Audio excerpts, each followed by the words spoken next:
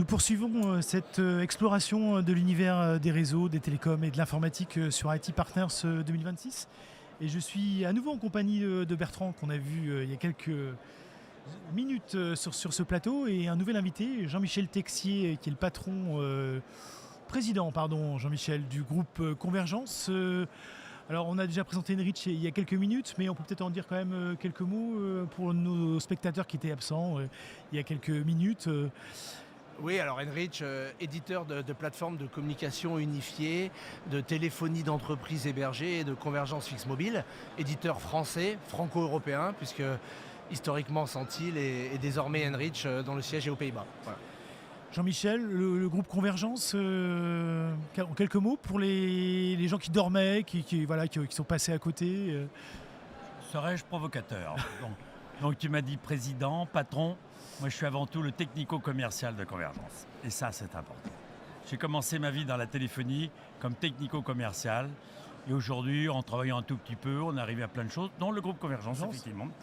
Convergence, 168 adhérents, une couverture nationale, une centrale d'achat, de formation, de support, de marketing et de communication. Et pour cause, c'est un pléonasme. Donc, nous avons beaucoup de partenaires, dont ce petit monsieur à ma gauche, avec qui j'ai travaillé il y a quelques années. Ça s'appelait Sentil. Sentil, sans peur et sans reproche. On a commencé à travailler en premier modèle de solution UCAS. Et puis, dans la foulée, alors certes, ils sont devenus Enrich, c'est beaucoup plus riche. Et entre-temps, moi, je suis devenu opérateur. Voilà, j'allais vous dire, c'est vous l'inventeur de ce concept. Pour ceux qui n'auraient pas compris, un opérateur et intégrateur. Alors, je crois qu'on s'est moqué. Bravo. On s'est moqué de vous à une époque. Hein. Oui, il paraît que je grattais plein de choses. Quand on dit le mot intégrateur, ça dérange personne et ça gratte personne.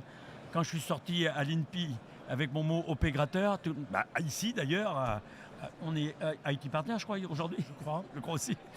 Tout le monde m'a dit, mais tu veux gratter quoi?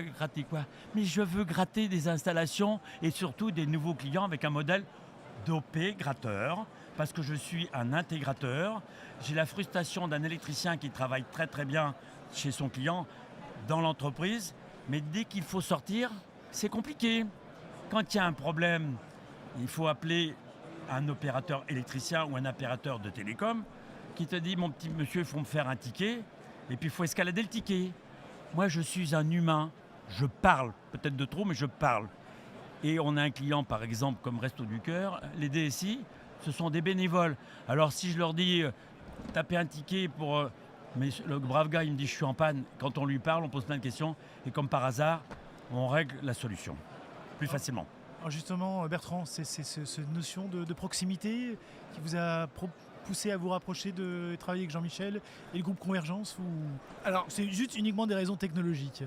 Non, bien sûr, une relation, un partenariat a toujours de multiples dimensions. Mais nous, on est un éditeur de plateformes, comme je le disais, plateforme de UCAS, de Communifié as a Service. Et on travaille avec des opérateurs, des intégrateurs, des opégrateurs. Et je pense que c'est aussi une illustration de la transformation du métier. On va vers du SaaS, évidemment, vers de l'abonnement, etc. Tout en gardant de la proximité et de l'humain. Je pense que c'est des valeurs... communes, si je peux me permettre, des acteurs que nous sommes.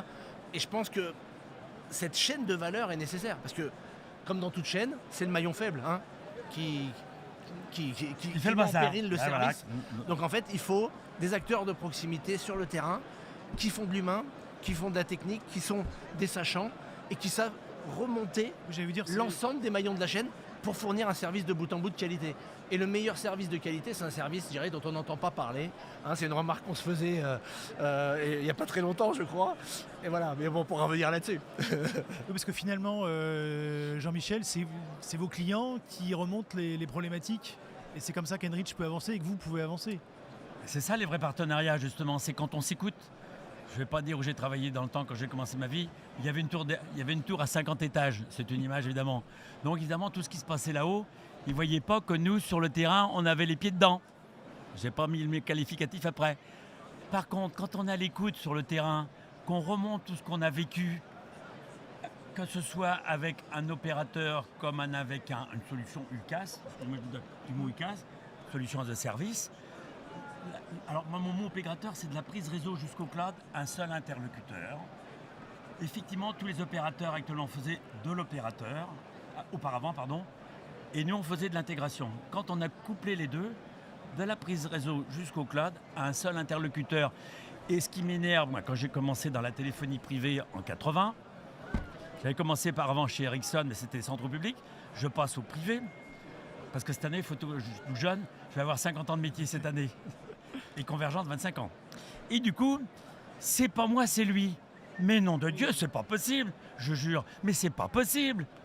Le client, s'il a un interlocuteur, il faut qu'il aille de A à Z.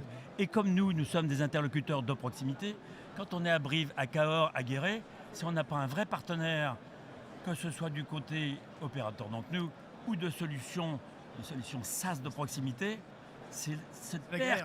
C'est la galère. C'est la galère pour lui. Quand on lui dit faire un ticket, tu m'emmerdes parce qu'il me voit au football, il voit au club d'entreprise, enfin partout. Il veut un interlocuteur, ni de non. J'ai un problème avec cette oreillette, il va falloir que je change d'oreille ou que je change l'oreillette. Alors, je vais être un peu provocateur. L'IA dans tout ça. Alors ça veut dire quoi l'IA? Sans détail. Non, ce que je voulais dire, c'est qu'en vous écoutant, on imagine bien que le chatbot qui répond à la place des gens de Convergence, c'est pas forcément votre tasse de thé, ou peut-être dans un cas spécifique alors. Bien vu, c'est pas ma tasse de thé à la base, on est d'accord.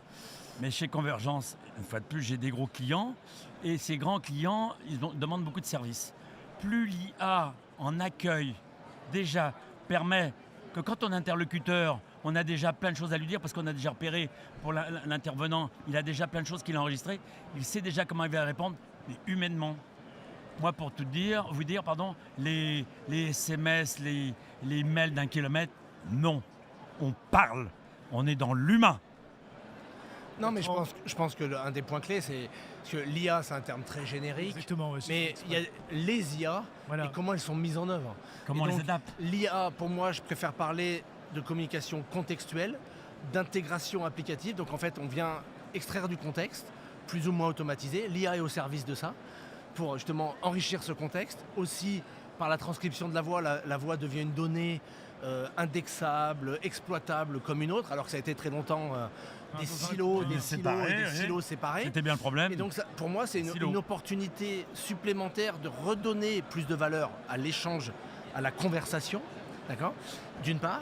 Et si elle est bien utilisée, je dis bien si elle est bien utilisée, à rendre les échanges encore plus humains, puisque ciblés avec un contexte mieux défini. Mais voilà, tout ça à manier avec des pincettes. Et on voit un engouement majeur pour l'IA. Nous, on parle beaucoup d'IA sur le salon. C'est les démos qui attirent le plus, même si les gens ont aussi un peu marre d'entendre parler d'IA aussi.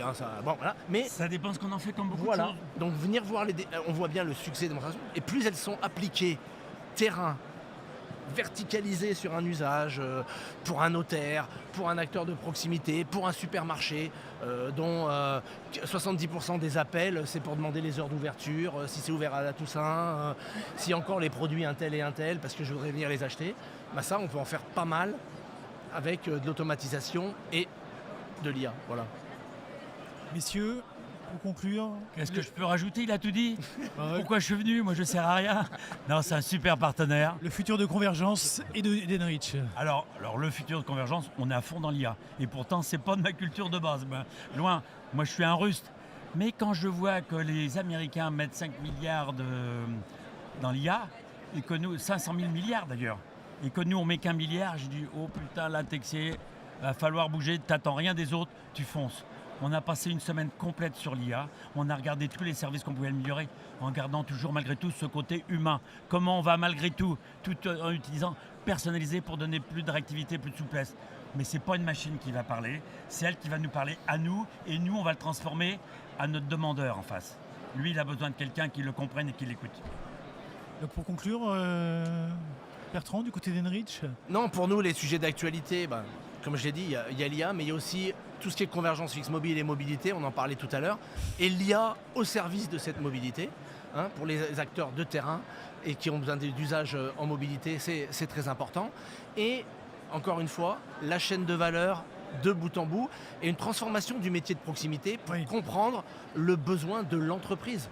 parce que parfois il y a des discours un peu marketing ou génériques, Ouais. mais ils ne répondent pas, ils ne créent pas de valeur sur le terrain. En tout cas, pas assez. Et je pense que c'est vraiment là où il y a besoin d'une chaîne continue jusqu'au besoin vertical Chers de métier. partenaires, est-ce que vous vendez des petites passes à oreilles pour éviter que les oreillettes se barrent? Messieurs, merci pour ce... Excusez-moi pour ce côté folklorique, mais par contre, je suis heureux d'être avec un bon Voilà, partenaire. on a Et une voilà. Plaisir illustration d'un partage, d'un partenariat qui fait sourire. Exactement. Un partenaire Dans la bonne réussi. humeur aussi. Et l'animateur a beaucoup de mérite pour arriver à suivre. Félicitations, monsieur l'animateur. Merci messieurs, à Merci. très bientôt. Merci Jean-Michel. Putain, cette oreille.